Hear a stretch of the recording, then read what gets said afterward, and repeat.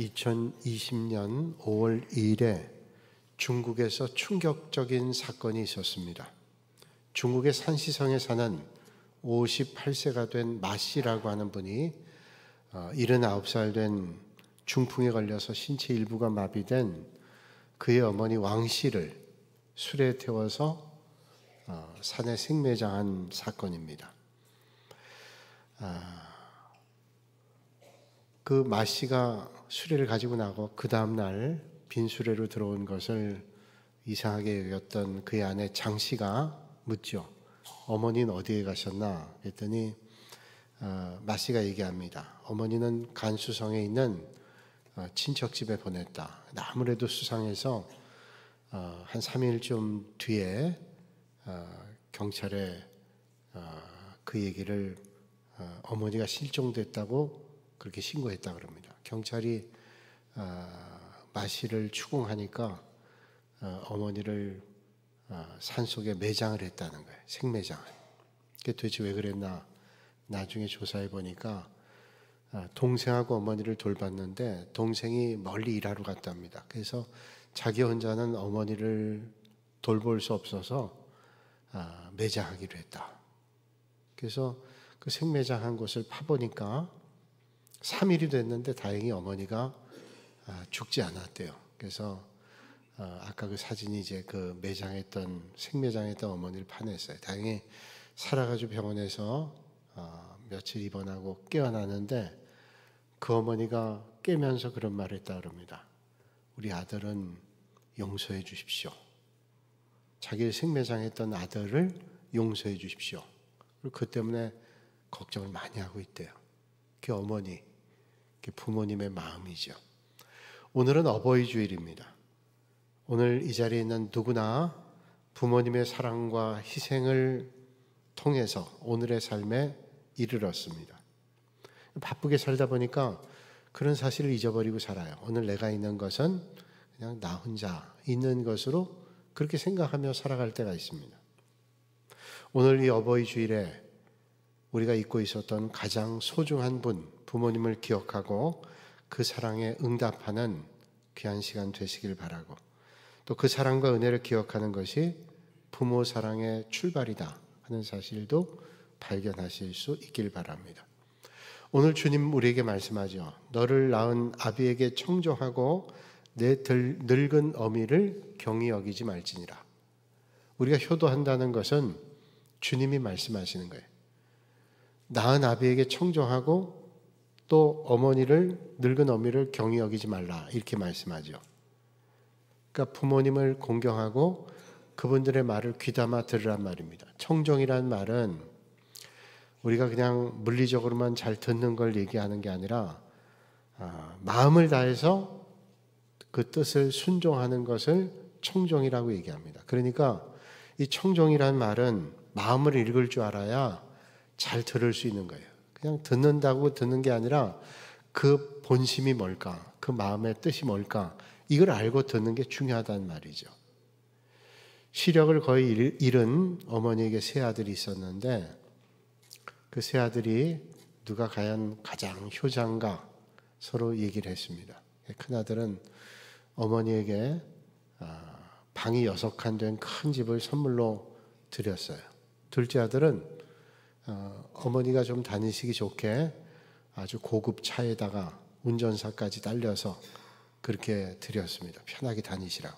셋째 아들은 경제적으로 첫째나 둘째만 못했기 때문에 15년 동안 키운 앵무새, 말할 줄 아는 앵무새에 훈련을 시켜가지고 성경을 졸졸 외도록 합니다. 그래서 어머니가 마태복음 4장 4절 그러면 앵무새가 착 성경을 얘기하는, 어머니한테 말벗도 되고 지루하지 않도록 그렇게 앵무새를 드렸어요. 그리고 이제 얼마 뒤에 아들들이 모여서 어머니께 얘기합니다. 어머니, 세 아들 중에 누가 제일 효자예요? 그랬더니 어머니 얘기하기를 첫째, 둘째 다 귀한데 뭐 내가 사는데 뭐 이렇게 집이 넓은 집이 필요하지 않는데 방 6칸 필요 없으니 그건 나에게 별로 필요 없다. 그건 그냥 처분해 줬겠다.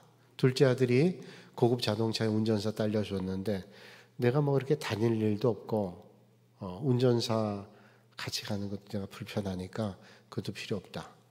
셋째 아들이 보내준 새는 참 고맙다. 내가 맛있게 먹었다. 닭인 줄 알고 맛있게 먹었대요. 셋째 아들이 제일 귀하다. 그런 얘기를 했대요. 그러니까 여러분, 우리가 하는 대로 열심히 한다 그래도요, 그 마음을 읽는 게 참 중요하죠. 자녀가 성장하면 부모들이 하는 얘기를 잔소리로 들을 때가 많습니다. 그러나 그 말 속에는 오랜 세월 동안 경륜도 경험도 묻어 있어요. 그러니까 부모님이 자식들 위해서 그 얘기를 하는 거죠. 그거 참 귀담아 들어야 되는데 왜 잘 안 들을까요? 자녀가 성장하면 부모가 작게 보이게 됩니다.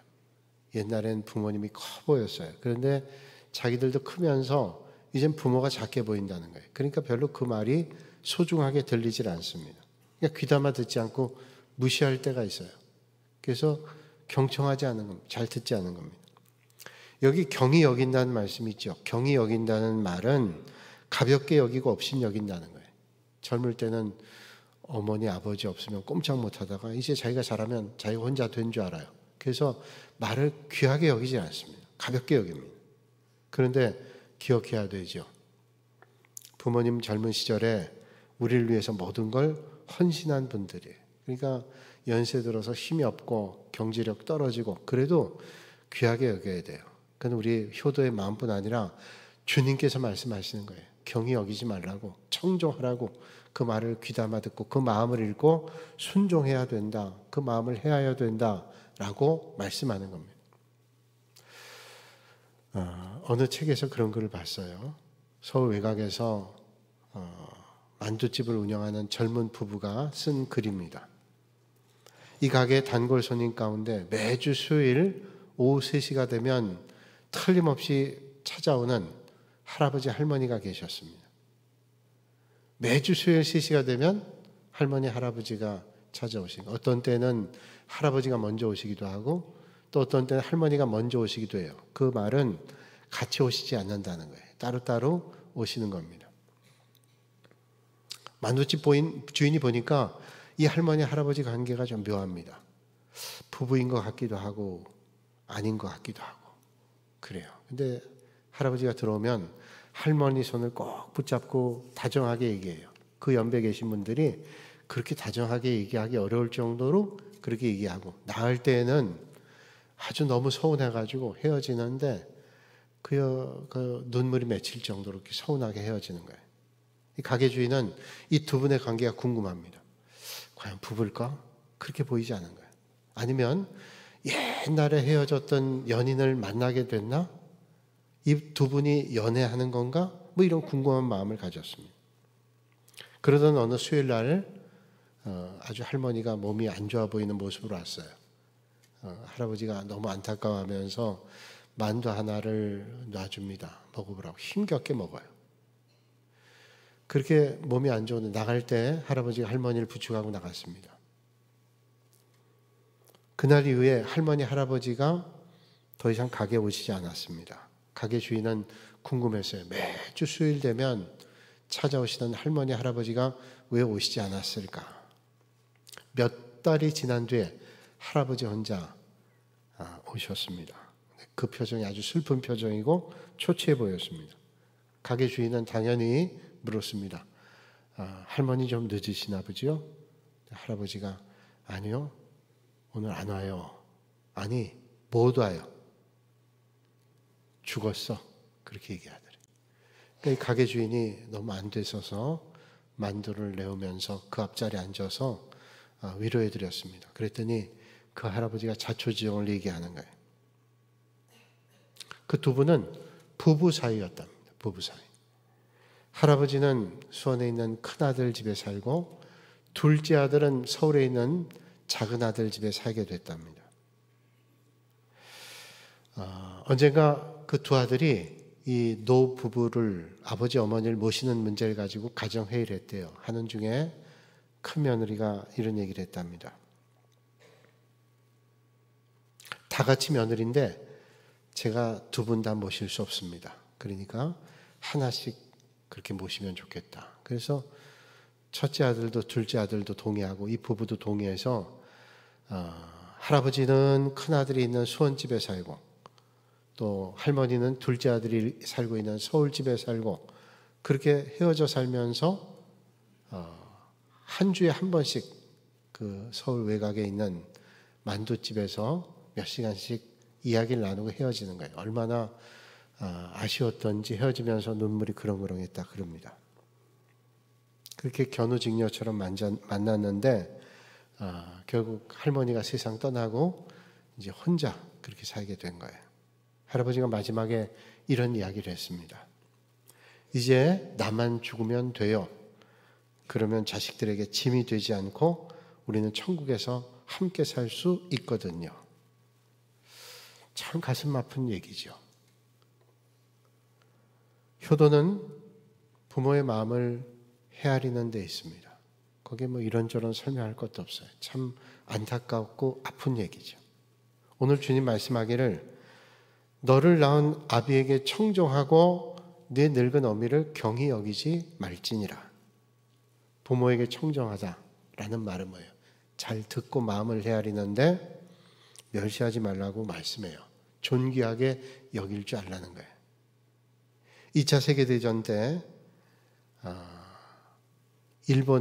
일본군이 필리핀에 주둔하고 있었죠. 그래서 그 일본군들을 공격하기 위해서 군함이 급하게 출발할 때 한 수군 해군 병사가 옷을 물에 빠뜨렸습니다.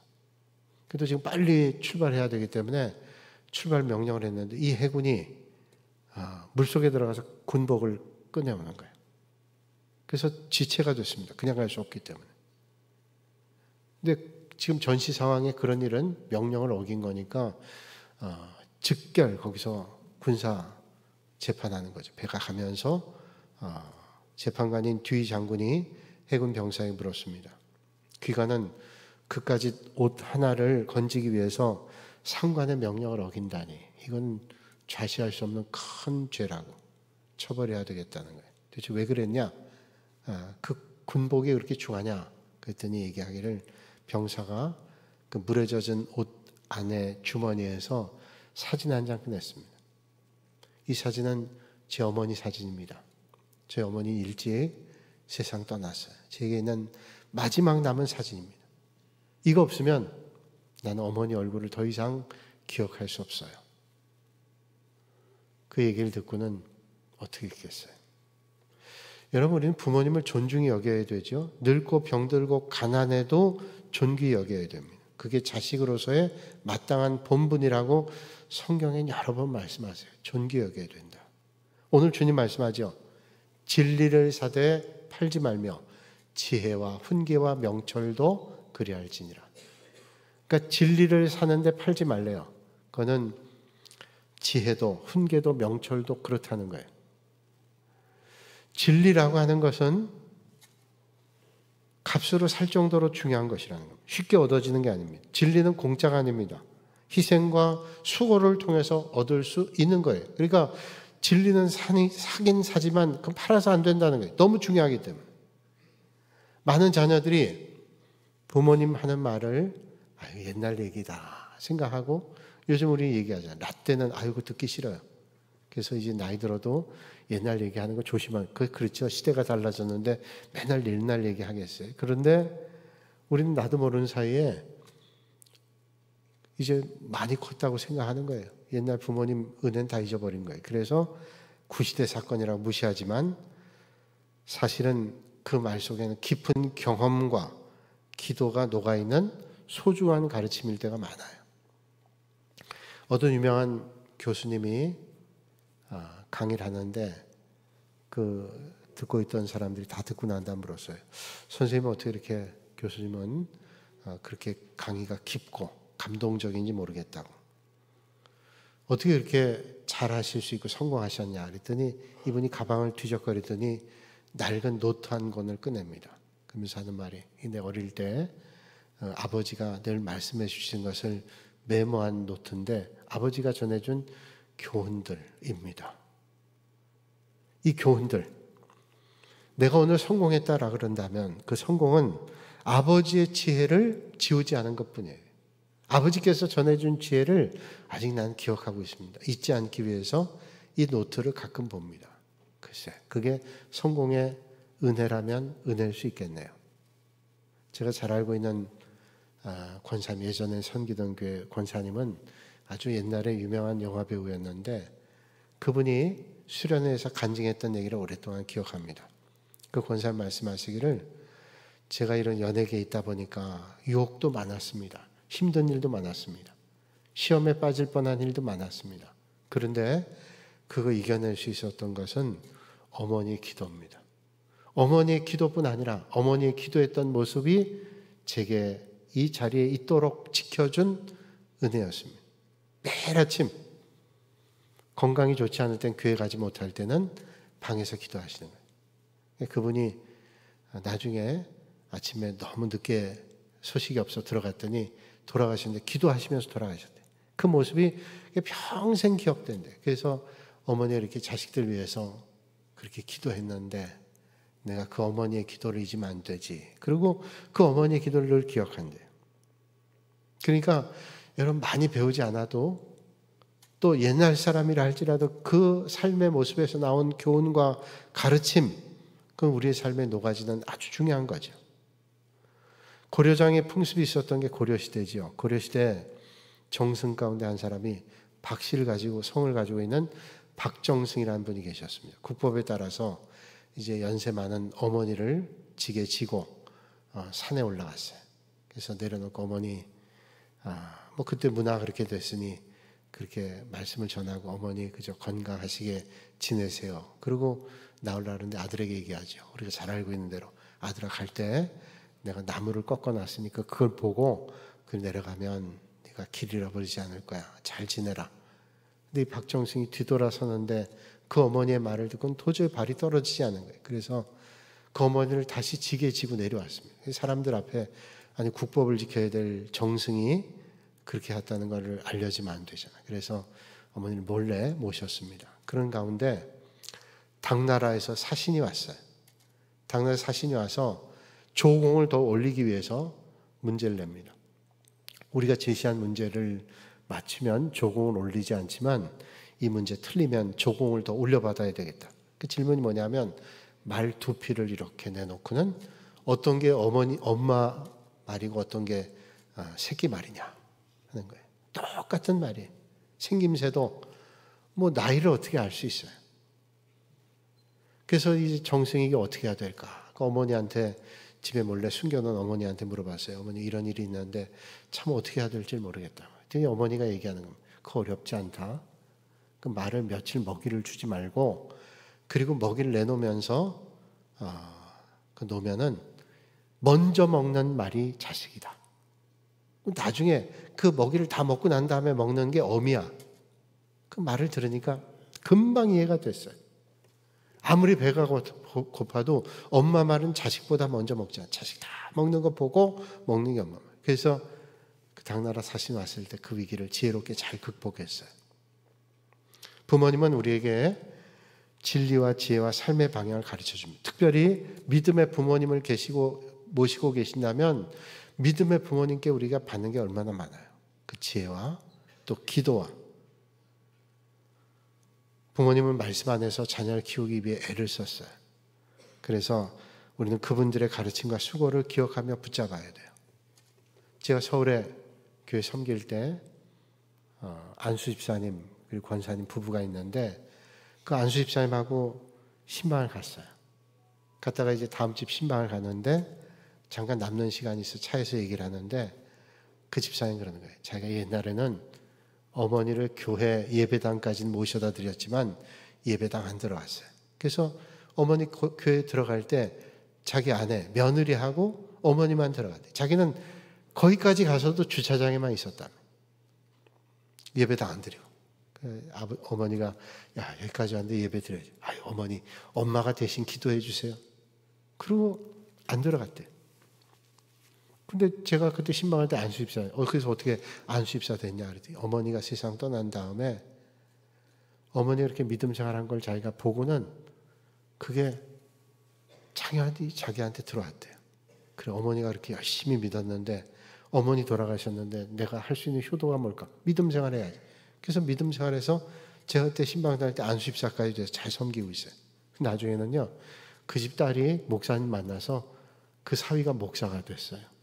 이제 그분이 얘기하더라고요. 그 자기 사위된 목사에게 책 많이 읽으라고. 좋은 설교하게. 그래서 내가 속으로 아이고, 자기는 교회도 잘 안 갔으면.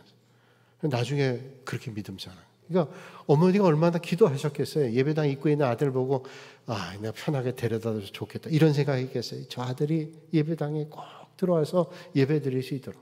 여기 계신 분 가운데 몇 사람도 제가 볼 땐 그런 분 계세요. 입구에만 있다가 들어왔어요. 이게 그냥 온 게 아니에요. 하나님의 은혜고, 두 번째는 어머니 아버지의 간절한 기도가 우리를 믿음으로 인도한 거죠. 여러분, 오늘 주님 말씀하죠.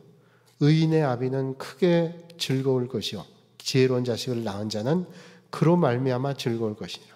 의로운 사람의 어머니 얼마나 즐거워요? 내 자식이 참 지혜로워요. 그럼 얼마나 그 부모가 기쁘겠어요.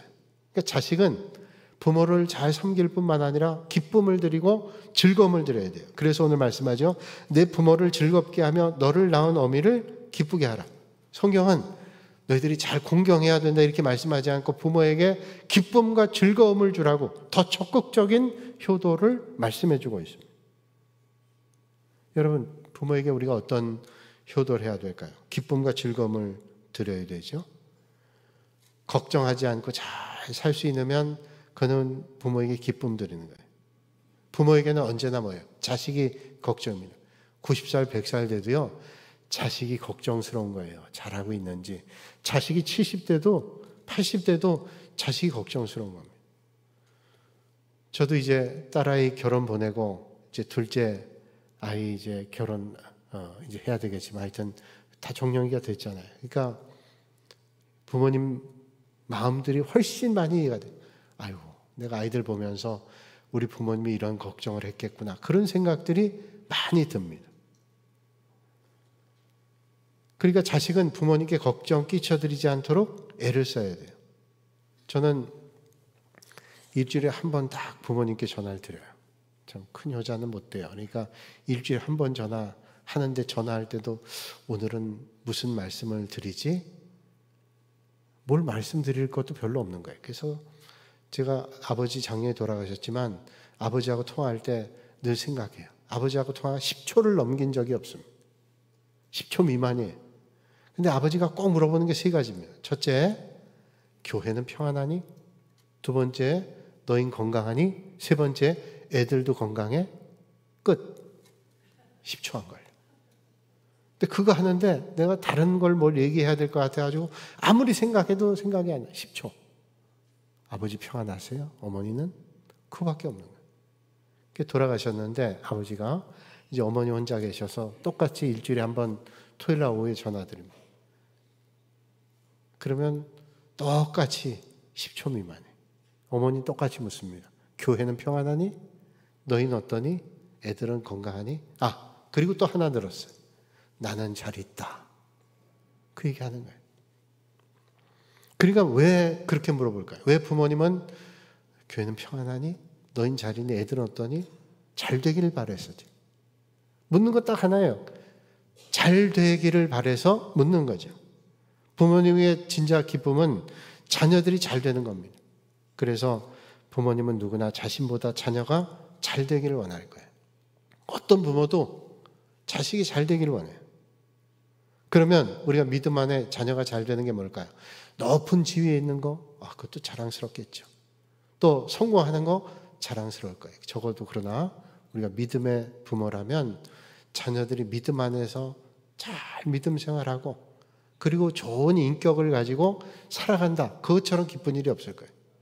아무리 성공했는데 많이 공부하고 지식을 가지고 높은 자리에 있는데 믿음 생활 잘하지 않는다면 그건 부모에게 참 아픔이 되고 고통이 될 거예요. 제가 믿음 생활해야 되는데.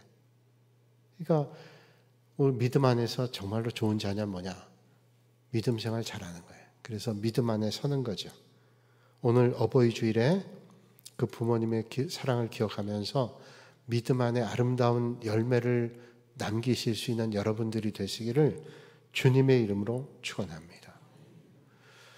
제가 집안일 얘기해서 죄송합니다. 제 아내는 예쁜 꽃을 보면 그런 말 하는 걸 들었어요. 이거 엄마가 참 좋아했던 꽃인데. 마음이 좀 안쓰러워요. 어떤 때 우리 교인들이 저를 사랑해 주셔서 귀한 약들을 많이 주잖아요. 어떤 때 홍삼, 건강하라고 홍삼을 주세요. 홍삼을 보더니 제 아내가 이거 비싸서 옛날에 어머니가 못 드시는 건데 지금은 내가 가져다 드릴 수 있는데 어머니가 안 계시네 하는 그 얘기를 들으면 마음이 안쓰러워요. 내가 얼마든지 갖다 드릴 수 있는데 안 계시네. 그렇죠. 효도하려고 그래도 안 계시는 게 부모님이잖아요. 그러니까 부모님에 대한 사랑은 나중에 좀 잘 되면, 아니 지금 형편대로 하는 거죠. 고등학교 다닐 때 그 연시조, 그 시조 가운데 그 나오는 문장이 늘 기억되는 시가 있습니다. 그 시는 1925년에 신생이라는 동인지에 발표한 정인보 선생의 자모사라는 시입니다. 연시조인데 그 일부를 제가 한번 읽어드릴게요. 앞에 나와 있습니다.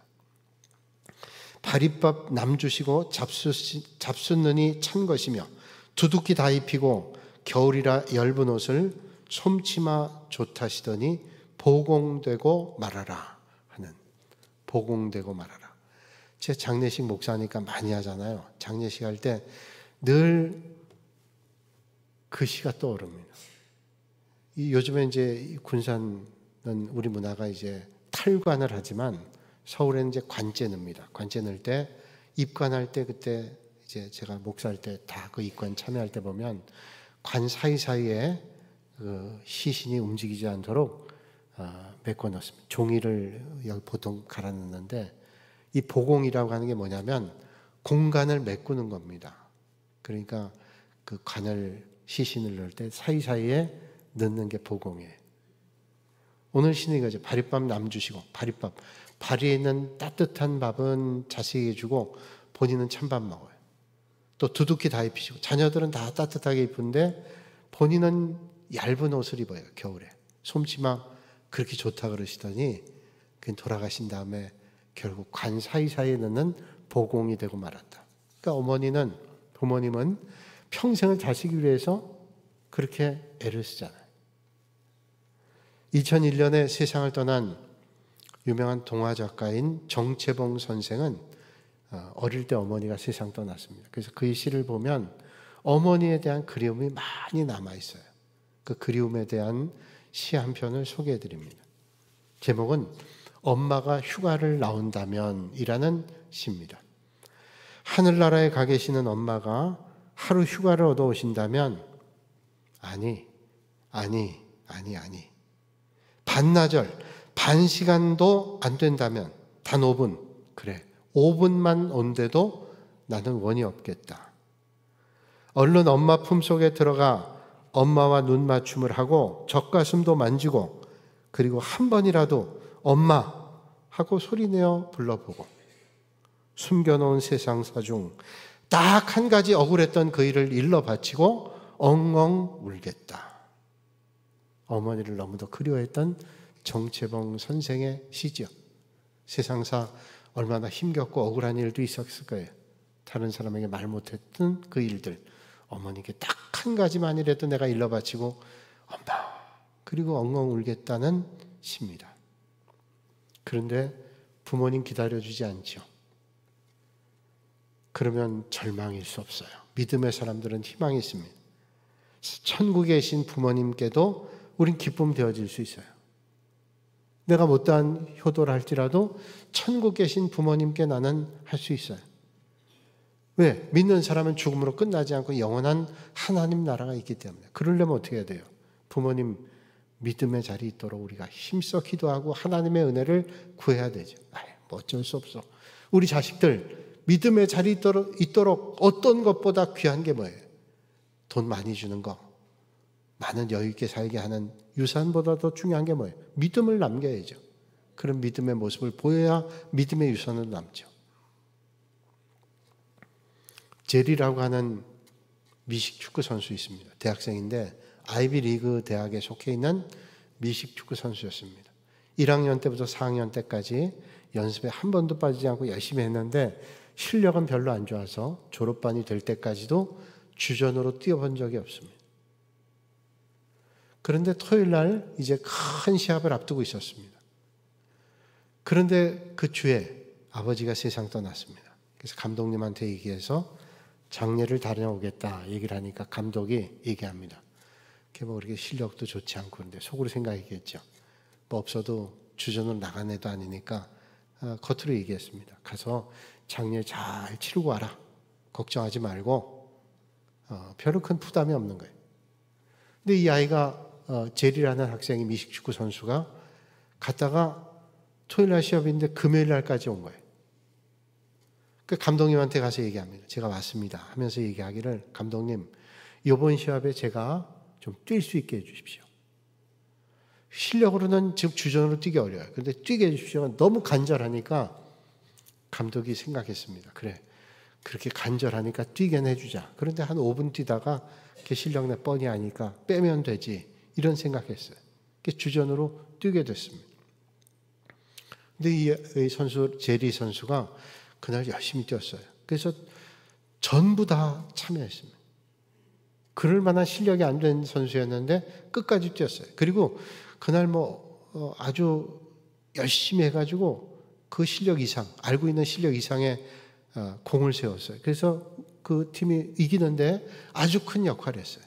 시합이 끝난 다음에 아버지 상 치렀는데 이렇게 좋은 성적을 내서 또 제리가 열심히 뛰어서 좋은 공을 냈기 때문에 감독님이 직접 찾아가서 물었습니다. 야, 너 오늘 너무 잘했다. 참 고맙다. 그렇게 얘기를 했어요. 어떻게 이렇게 내 실력이 좋아졌냐. 어려운 일 겪었는데 제리가 얘기하는 겁니다.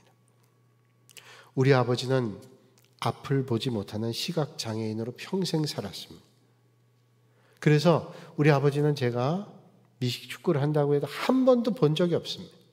그런 아버지가 세상 떠나셨습니다. 그러므로 이제 하나님 나라에서는 하나님 주시는 부활의 몸을 가지고 틀림없이 저를 보고 계실 거예요. 그 아버지께서 나를 지켜보고 계시다는 생각을 하고 아버지를 기쁘시게 해드리기 위해서 열심히 뛰었습니다. 이제 그 영원한 하나님 나라에서 아버지가 날 보고 계실 거 아니에요? 그 믿음의 고백이죠. 여러분, 우리 부모님이 하나님 나라에 계셔도 우리가 볼 거예요. 얼마나 믿음의 길을 경주하고 있는지를 보고 계실 거예요.